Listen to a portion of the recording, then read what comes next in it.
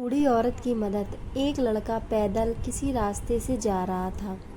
उस लड़के ने देखा कि सामने वाले बिजली के खंभे पर कागज की पर्ची चिपकी पड़ी है और उस पर्ची में कुछ लिखा हुआ है।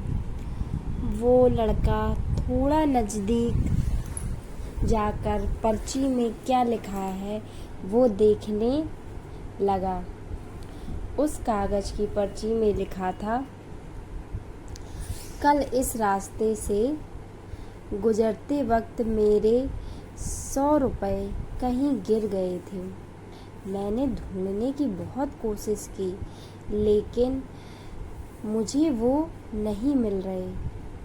कृपया इस रास्ते पर कहीं भी किसी को भी मेरे 100 रुपये मिले तो इस पते पर पहुंचा देना। पर्ची में उसका एड्रेस भी लिखा हुआ था।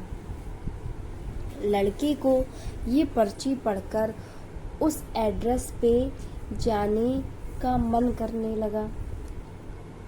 वो लड़का उस एड्रेस पे जाने के लिए आगे बढ़ने लगा।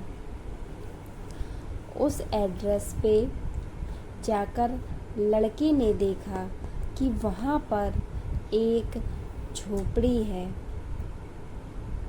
लड़के ने बाहर से आवाज़ लगाई तो उस झोपड़ी में से एक वृद्ध औरत लाठी के सहारे बाहर आने लगी।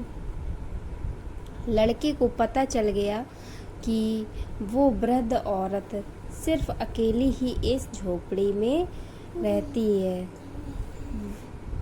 वो लड़के ने उस वृद्ध औरत से कहा कि माँ जी, आपके 100 रुपये जो गिर गए थे वो मुझे मिले हैं। ये रहे आपके 100 रुपये। उस लड़के की बात सुनकर वो वृद्ध औरत रोने लगी और कहती है कि बेटा, अब तक करीब 15 से 20 लोग मुझे 100 रुपये देकर जा चुके हैं। बेटा, मुझे ठीक से दिखाई भी नहीं देता है और मुझे पढ़ना लिखना भी नहीं आता है। पता नहीं किसने मेरी ऐसी हालत पर तरस खाकर मेरी मदद करने के लिए ऐसा किया है। लड़के ने 100 रुपये रखने के लिए कहा पर वो वृद्ध औरत नहीं मानी। लड़के के बहुत समझाने और आग्रह करने के बाद आखिर में वो वृद्ध औरत मान जाती है, लेकिन वो उस लड़के से कहती है कि तुम जाते वक्त वो पर्ची वहाँ से फाड़ कर फेंक देना। मुझे पता नहीं कि किसने मेरे पे तरस खाकर ऐसा किया है।